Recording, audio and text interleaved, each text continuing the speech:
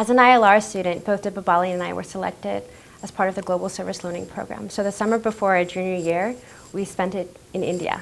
And it was a life-changing, altering experience where we saw the disparity between poverty and wealth and how the conflation of education and lack of opportunity relate to one another. And it was from that experience that we knew that we were so blessed to have so much of an opportunity that we wanted to provide that opportunity to others as well.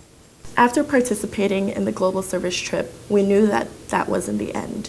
We had to go back to India and continue to work on this project and continue to work on this issue that we deeply cared about.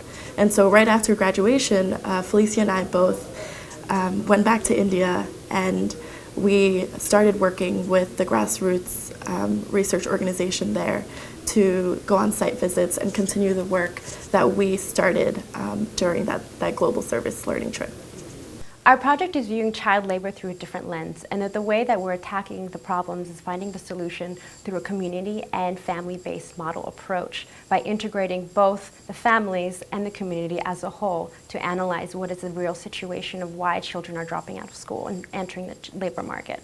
We think that a community should be responsible for a child going to school. Past models have only focused on the child or the parent as the sole factor of why children are dropping out of school. But we're saying, no, there should be a community-driven approach. The community should be accountable for every child that grows up in that village. We are still doing research. We're still writing our proposals and gathering more information to actually put together a proposal that we can use and go back to India to actually implement. If it wasn't for ILR, I wouldn't have the opportunity to be fully funded and travel abroad and go to India and start this project.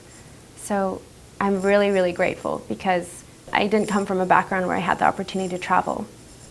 And having ILR's community being able to support me financially and buy everything and have the availability to give me this opportunity to go abroad, it wouldn't have happened.